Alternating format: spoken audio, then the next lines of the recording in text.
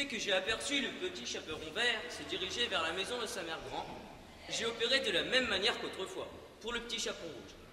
Je suis arrivé le premier chez la mère grand. J'ai dévoré rapidement cette vieille dame, j'ai pris sa place dans le lit et j'attends le petit chaperon vert. Il ne va pas tarder à heurter la porte. C'est votre fille, le petit chaperon vert, qui vous apporte un petit pot de beurre et des galettes.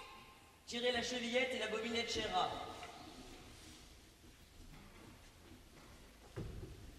Mets la galette et le petit pot de beurre sur la huche et viens te coucher auprès de moi. Ciel, c'est le loup. Je reconnais la même phrase qu'il prononça jadis pour attirer le petit chaperon rouge dans son lit. Ce misérable est en train de déchirer ma grand-mère. Mais grâce à mon idée, il lui sera impossible de me dévorer. Eh bien, viens-tu te coucher, mon enfant? Me voilà, grand-mère. Oh, grand-mère, que vous avez de grands bras? C'est pour mieux t'embrasser, mon enfant. Grand-mère, que vous avez de grandes jambes? C'est pour mieux courir, mon enfant. Grand-mère, que vous avez de grandes oreilles? C'est pour mieux t'écouter, mon enfant. Grand-mère, que vous avez de grands yeux? C'est pour mieux te voir, mon enfant. Apprêtons-nous. Grand-mère, que vous avez de grands bras? Mais tu l'as déjà dit, mon enfant. Grand-mère, que vous avez de grandes jambes? Mais tu répètes toujours la même chose. Voyons, il y a d'autres choses à demander. Par exemple, mère grand, que vous avez de grandes... De grandes oreilles? Mais non, de grandes, ça commence par un D. De grandes jambes? Enfer et damnation, ce petit chaperon vert se joue de moi. Cette rusée petite fille s'obstine de me dire « Mère grand, que vous avez de grandes dents ?» Alors naturellement, je ne peux pas sauter sur elle pour lui répondre « C'est pour te manger ». Ah, où sont les enfants naïfs et faciles à dévorer d'autrefois?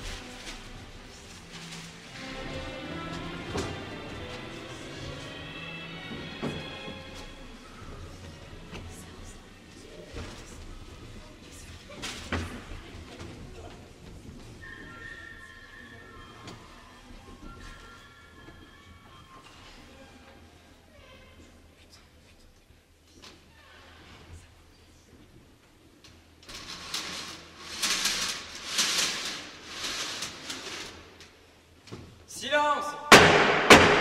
Silence! Je demande du silence parmi les assistants et les spectateurs. J'ouvre le procès contre le loup qui s'est rendu coupable d'un meurtre.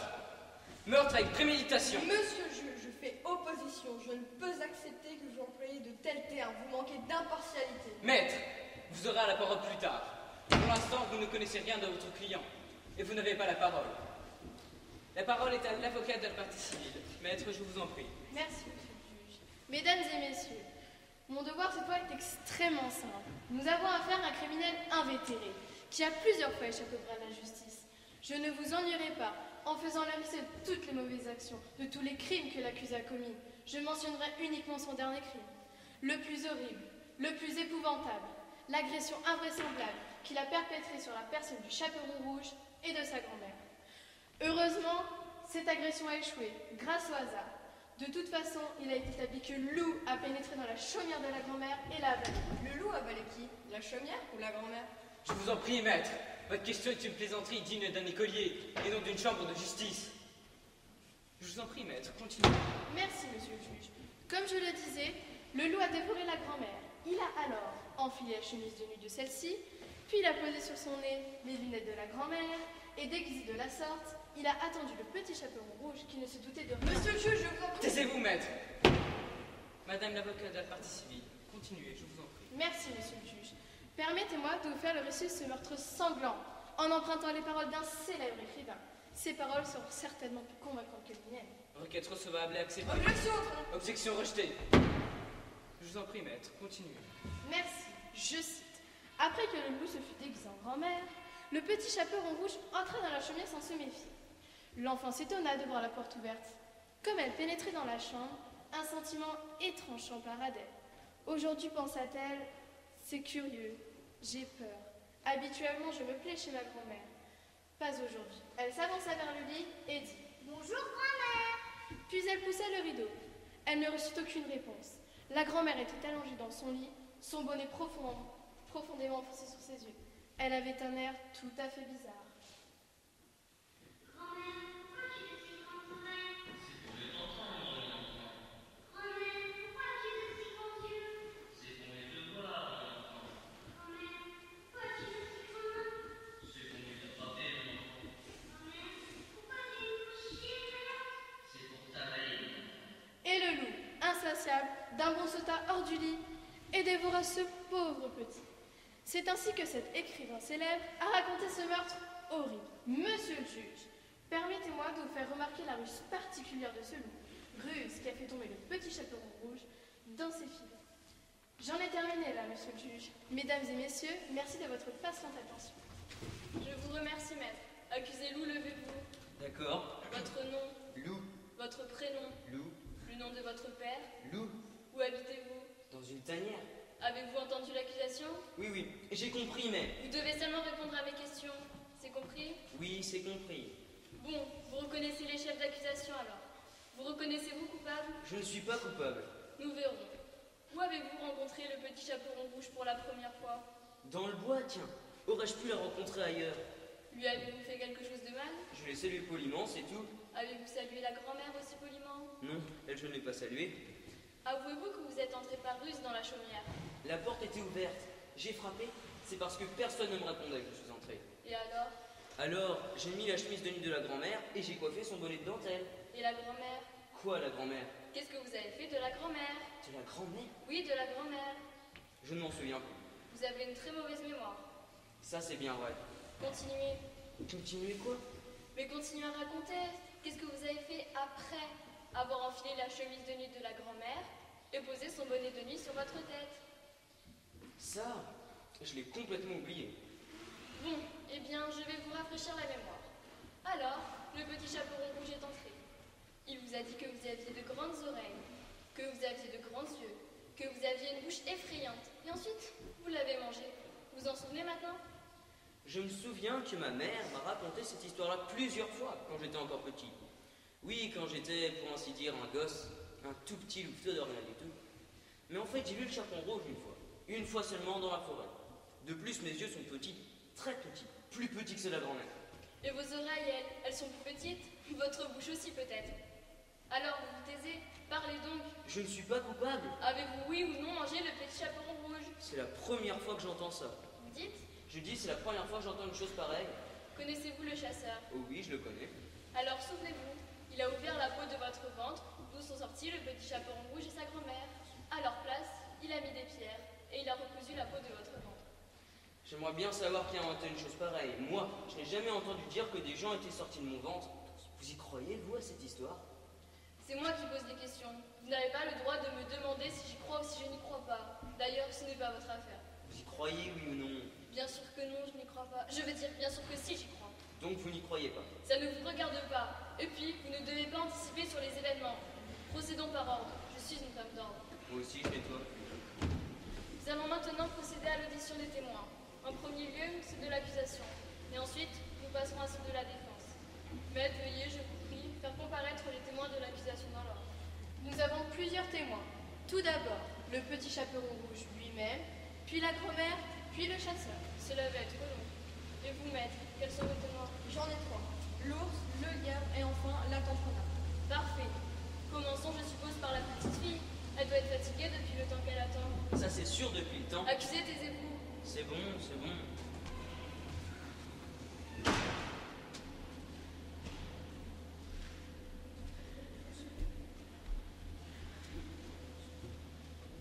Votre nom, mon enfant. Rouge, Parfait. Votre prénom maintenant. chaperon. Vous connaissez l'accusé, mon enfant? Vous voulez dire le loup? Oui, mon enfant. Mais n'ayez pas peur, il est entre nos mains maintenant. Oh, mais je n'ai nullement peur de lui. N'empêche qu'il a dû te faire peur quand il t'a dévoré. Tu te souviens? Oh, vous savez, ça s'est passé si vite que j'ai même pas le temps d'avoir peur. 1, 2 demi, 3 et hop, j'étais déjà partie. Parti? Mais parti où? Mais dans le ventre du loup, tiens. Et que tu éprouvais à ce moment-là, mon enfant? J'étais très serrée. Tu veux dire, je pense, que ton cœur était très serré. Mais non, monsieur, vous comprenez rien. Je vous dis que j'étais très serrée dans le ventre du loup parce qu'il y avait là quelqu'un à côté de moi qui prenait toute la place. Et ce quelqu'un, c'était ma grand-mère. Toutes les deux, nous ne pouvions plus bouger. Impossible. Heureusement que le chasseur nous a délivrés. Est-ce que le loup t'a torturé avant de t'avaler? Torturé? Lui? Oh non, il a été très gentil. Très très gentil. Comme toujours d'ailleurs. L'avocat de la défense a-t-il une question à poser au témoin? Ah, petit chaperon rouge, connaissez-vous le loup depuis longtemps? Cela fait très longtemps que nous nous connaissons. N'est-ce pas, nous? Je pense bien. Accusé, taisez-vous. Madame l'avocate de la partie civile, avez-vous une question à poser? Oui, sûrement. Est-ce que loup t'a déjà dévoré autrefois? Non, c'était la première fois. Il devait avoir très faim, le pauvre. Ça c'est vrai, j'avais faim. J'ai tout le temps faim d'ailleurs. Accusé! N'interrompez pas le témoin! J'ai terminé, monsieur le juge. Ouf. Petit pan rouge, maintenant tu peux aller t'asseoir. Va te reposer. Non, pas par là, là-bas. Et maintenant, faites entrer la grand-mère. C'est une femme adulte et sensée.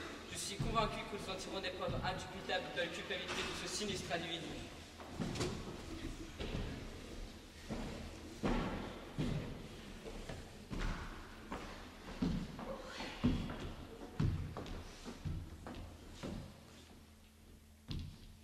Vous êtes la grand-mère, je présume? Ah non, ça va. Simplement dans les reins que j'ai des douleurs. Je vous demande si vous êtes la grand-mère du petit chaperon rouge. La grande quoi? La grand-mère. Bon, alors au revoir et passez me voir de temps à autre. Bon voyage. Je ne pars pas en voyage. Les voyages sont de la jeunesse. Je ne suis pas jeune. Manger la soupe pour grandir. Je suis assez grande. Un enfant bien élevé ne met jamais une doigt dans son nez. Ça suffit comme ça, madame. Connaissez-vous le loup? Les moules? Non, je préfère les huîtres. Et vous? Voulez-vous ajouter encore autre chose? Et vous? Non. Moi si. Quoi? Pourquoi quoi? Mais quoi donc? Quand? Donc? Ah bon? Non. L'autre fois, quand tu as ramené le témoin. J'espère, messieurs les avocats, que vous n'avez aucune question à poser aux témoins. Sans cela, nous n'en sortirons jamais. Elle est sourde. Je sais, Elle est même très sourde. je sais. Vous pouvez partir, madame. Pourquoi je dis que je reste? Tu peux partir, grand-mère. Comment? Vous pouvez partir! Ah bon. Très bien. Très obligeant, ce loup. J'ai toujours. Merci. Faites maintenant appeler le chasseur. Et sans armes, je vous prie. On ne sait jamais.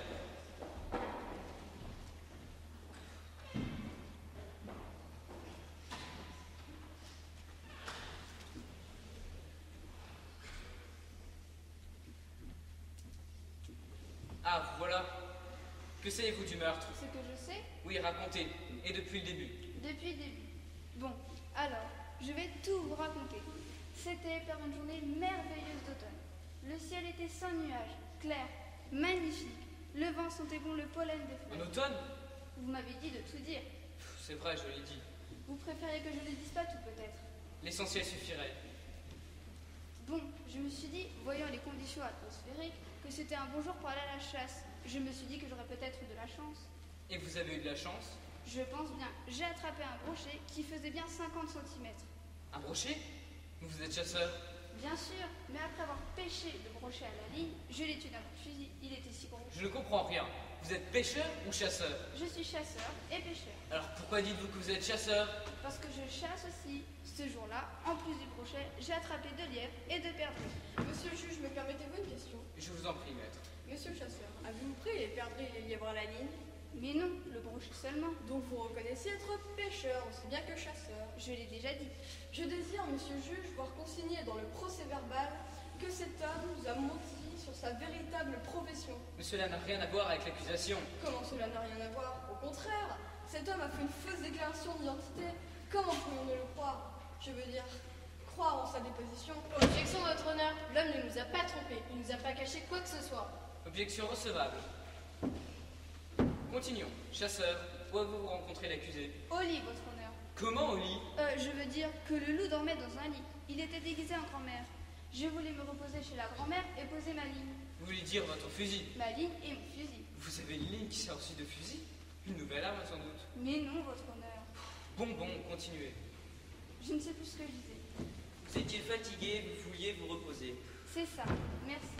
Je suis entrée dans la chambre de la grand-mère et au lieu de la grand-mère, j'ai vu le loup qui dormait sur le lit. Il m'est venu à l'esprit qu'il avait peut-être dévoré la grand-mère, que je pouvais peut-être la sauver. Alors, j'ai pris mon couteau et j'ai commencé à couper la peau du ventre du loup qui dormait sur le lit. Et au lieu de la grand-mère, j'ai aperçu le petit chaperon rouge. Elle est sortie et ensuite, tout en continuant à couper doucement pour ne pas réveiller le loup, Brave chasseur qui veille sur le sommeil des gens. Accusé! N'interrompez pas le témoin. j'ai vu la grand-mère. La pauvre, elle ne respire à peine. Alors, le petit chaperon rouge est allé chercher des pierres. Nous les avons mises dans le ventre du loup. Quand ce dernier s'est réveillé, les pierres étaient si lourdes qu'il a vacillé et qu'il est tombé mort. Comment mort? Un loup vivant ne tombe jamais. Mais enfin, le loup n'était pas mort puisqu'il est ici. Je vous dis ce que je sais, ce que j'ai vu. Vous voulez dire que le loup a ressuscité plus tard? C'est sans doute ça. Répondez par oui ou par non. Je ne peux pas répondre par oui ni par non. Donc le témoin ne sait rien du tout. Ça, c'est à vous d'en décider, maître.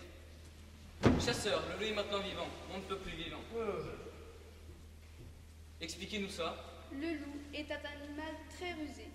Peut-être que fait-il comme s'il vivait tandis qu'en réalité il était mort, et bien mort. Peut-être qu'avant, faisait-il comme s'il était mort tandis qu'en réalité il était vivant. Ce n'est pas tout à fait impossible, monsieur le juge. Quelle histoire! Messieurs, avez-vous des questions à poser aux témoins? Chasseur, une question. Certainement.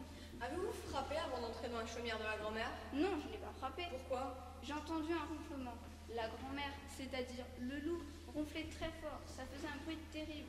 J'ai pensé qu'elle était peut-être malade. Vous êtes médecin Non, je suis chasseur. et pêcheur, Oui, mais pas médecin. non. Alors vous ne pouviez pas porter secours à la grand-mère même si elle avait été très malade. Non, Alors pourquoi êtes-vous entré sans frapper?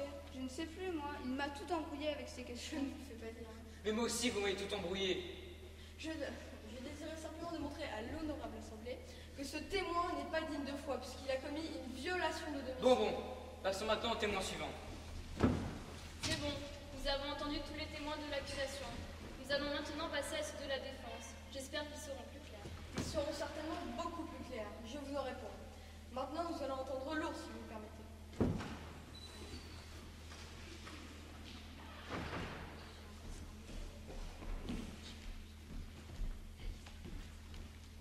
C'est vous, l'ours? Ça ne se voit pas, bien sûr que je suis l'ours. Je dois vous poser des questions, et vous devez me répondre aussi brièvement que possible. Bon, Connaissez-vous l'accusé? oui, Ah oui? très bien. Ah bon? Depuis longtemps. Vous êtes amis? Très bons amis. Où avez-vous fait sa connaissance? Dans le bois, Que faisiez-vous dans le bois? je me promenais. Et le loup, que faisait-il? Il se promenait aussi. Tout seul? Non, avec moi. Bon, et que savez-vous concernant l'attentat? L'agression commise sur la personne du petit chaperon rouge et de sa grand-mère? Un attentat? Non, non, je n'en sais absolument rien.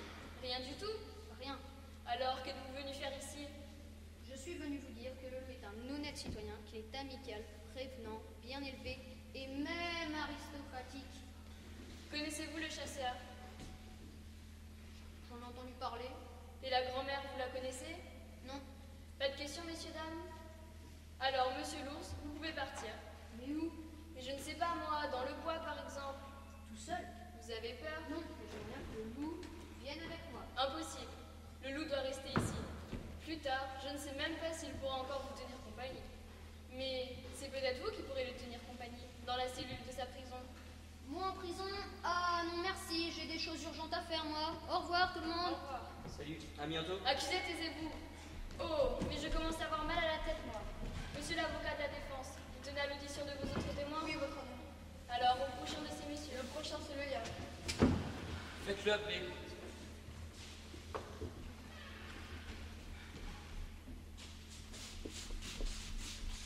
Ah, vous êtes le lièvre. Bon, je vois. Moi, je ne sais rien. Je vous baise les mains, je ne sais absolument rien. Parole d'honneur, votre honneur. Vous êtes quand même au courant de l'agression du loup sur la personne du petit chaperon rouge, sans compter la grand-mère. Moi? Qui ça dit ça? Je ne sais rien, je ne trouve pas mon nez dans un tas des autres. Alors qu'est-ce que vous savez? Rien, votre honneur. Monsieur le juge, demandez au témoin s'il connaît l'accusé. Vous avez entendu la question? Oui, oui, oui. Alors répondez. Connaissez-vous le loup, oui ou non? Non, c'est-à-dire comme ça, quoi. Lui ne me connaît absolument pas. Mais est-ce que vous le connaissez, vous? Comment est-ce que je pourrais le dire? Je ne le connais pas tellement bien que je puisse dire que je le connais. À vrai dire, nous me posons peu. Et pour ainsi dire, une connaissance. Mais nous n'avons rien en commun, même pas le commun. Rien que certains disent que parfois, mais ce n'est pas vrai. Enfin, vous comprenez, monsieur le juge. Bon, maintenant, est-ce que je peux partir? Oui, oui, partez. Nous perdons notre temps. Passons au témoin suivant. Le tante Renard.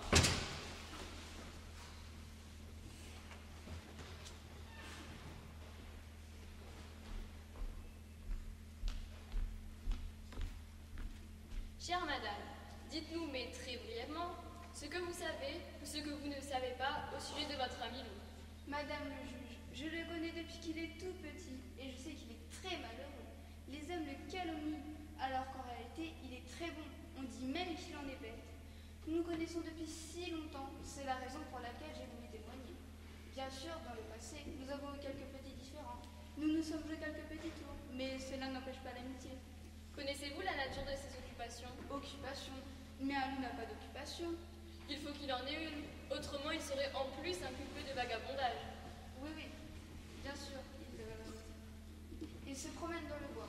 Ce n'est pas une occupation. Ah, bon, je croyais. C'est donc un vagabond. Non, non, attendez. Il ramasse des champignons.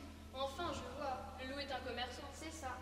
Et quelle sorte de champignons? Je ne sais pas moi, des cèpes, des girolles, etc. D'après vous, serait-il capable d'attaquer, de mettre en pièces et d'avaler une enfant? Le loup, mais c'est faux, je vous l'ai dit, c'est un animal très noble. Bon, vous pouvez partir. Nous avons donc écouté tous les témoins, ceux de l'accusation, puis ceux de la défense. Mais avant de prononcer le verdict, nous allons écouter le discours de l'avocat de la partie civile. Maître, c'est à vous, nous vous écoutons. Monsieur le juge, mesdames et messieurs, après avoir entendu les diverses dépositions de ce qu'elles comportaient de faux témoignages, d'incohérences, etc., je trouve que mon travail est facile. La culpabilité du loup est prouvée d'une façon indubitable et les bouleversantes dépositions du chaperon rouge et celle, plus précise, du chasseur-pêcheur ont mis en lumière la nature véritable du loup, sa nature cruelle, ses penchants vils et bas. Contrairement à la loi, il s'est introduit dans la demeure d'autrui. Et là, il a perpétré son forfait. Il a attaqué une pauvre vieille femme sans défense et il l'a dévorée. Ce fut un plat de résistance, car pour dessert, il a également avalé le chaperon rouge. Il ne fut pas de doute que s'il avait pu, il aurait aussi également avalé le chasseur s'il ne s'était pas endormi sur son lit. Mon illustre, distingué et talentueux collègue a voulu montrer le loup comme un honnête citoyen, mais sa tentative est impossible. Nous avons tous bien vu qu'il avait échoué. Pardon? Pardon? Maître, taisez-vous, parlera ensuite. Continuez, je vous en prie. La justice ne peut pas prendre en compte les billevesées et les élucubrations du collègue qui n'a pas pu faire du loup cet ange que personne ne peut voir en lui. Ainsi, je demande, j'exige que le loup soit puni. Je réclame pour lui la punition la plus brutale. Rien si ce n'est la mort ne peut faire. Vous réclamez la mort? Oui, monsieur le juge, la mort. Vous avez fini? Ah oui, monsieur le juge, après la mort, c'est fini. C'est bon, c'est bon. Et c'est d'ailleurs à voir. Mais là n'est pas la question. Défenseur, c'est à vous maintenant de plaider. Merci, monsieur le juge. Je désire tout de suite vous dire qu'aucun témoin n'a vu le loup dévorer qui que ce soit. Monsieur le juge n'était pas là, et moi non plus. Personne. Je n'y étais pas, c'est certain. Mais cela n'a pas d'importance. S'il fallait que je sois partout, le loup est coupable, c'est certain. Le petit chaperon rouge a bien dit qu'il avait été dévoré. Le petit chaperon rouge et la grand-mère sont des victimes.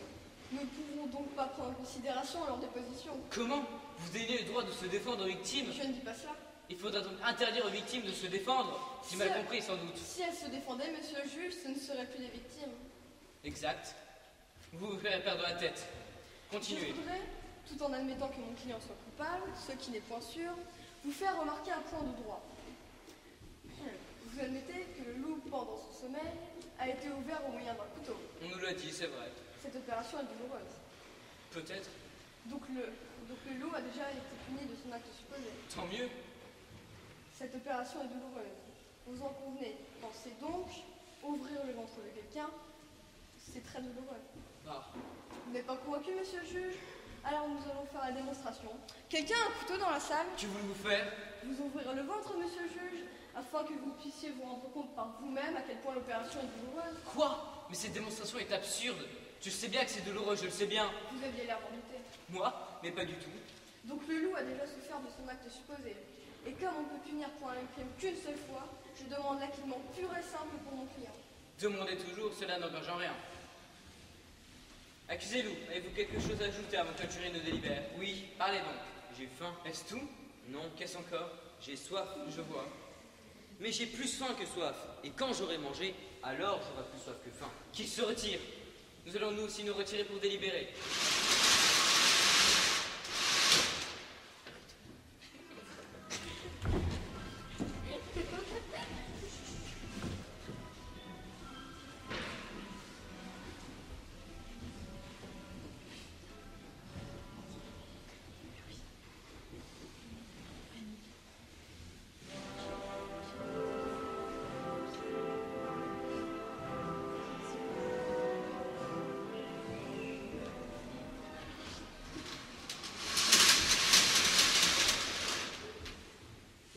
Messieurs, dames, la cour!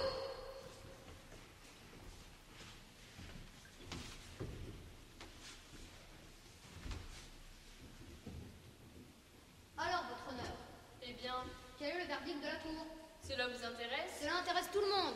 Après délibération longue et profonde et en toute justice, j'annonce que l'accusé Loup a été reconnu coupable et condamné à la peine de mort. Allez exécuter la sentence sur le champ. Malheureusement, il m'est impossible de l'exécuter. Comment? Vous avez bien entendu, votre honneur. Il m'est impossible d'exécuter la sentence de la cour. Mais pourquoi cela? Pendant la pause, l'accusé Loup s'est évadé. Il s'est évadé? Mais c'est épouvantable. Un criminel en liberté. Mais vous vous rendez compte? Mais je ne me sens même pas tranquille avec tous ces gens qui sont là. Il est parti, et bien parti. Il a bénéficié de complicité. Ce n'est pas possible autrement. Certainement, madame le juge, il n'est pas parti seul. Mais qui a bien pu l'aider? Si je vous le dis, vous ne me croirez pas. Dites, mon ami, dites toujours. Le loup est parti avec le chasseur, le petit chaperon rouge et la grand-mère. Bon, on lancera sur la trace du loup nos chiens policiers. Ils le retrouveront bien, eux. Ça m'étonnerait. Et comment ça vous étonnerait? Parce que le bois, votre honneur, n'est pas un bois ordinaire. De quel bois s'agit-il? Dans Belle Embrouillamini, ils ont dit, du bois des contes de fées. Ils ont décidé tous ensemble de repartir dans leur monde à eux, le monde des contes. Parce que la justice, à leur avis, Eh bien, parlez. la justice et les juges. Mais parlez donc. Oh, mais dites-moi, mon ami, dites-moi une chose. Êtes-vous sûr que le petit chaperon rouge, la grand-mère et le chasseur sont partis de leur plein gré? J'en suis absolument convaincue. Et pourquoi, s'il vous plaît? Parce que le petit chaperon rouge était fatigué. Je ne vois pas le rapport. Il était si fatigué que le loup l'a pris sur son dos. Et ils sont partis ensemble? Oui, votre honneur. Fantastique, incroyable. Ils faisaient un tableau charmant tous les quatre. Mais pourquoi n'êtes-vous pas partis avec eux, vous? Mais c'est facile à comprendre, madame le juge. Expliquez-vous. Je ne fais pas partie de leur monde. Ni moi, ni vous non plus, ni les avocats non plus. Nous faisons partie du monde des hommes. Alors il n'y a rien à faire? Rien du tout. Alors nous avons plaidé pour rien. Et qui va payer nos plaidoiries? À mon avis, ça devrait être monsieur Grimm. En voilà une bonne idée. Impossible. Pourquoi? Parce que les frères Grimm qui ont inventé cette histoire sont morts depuis bien longtemps. Hélas, on ne peut pas faire payer les morts. Nous avons été dupés. Enfin, voilà une affaire terminée. Messieurs, la séance est levée.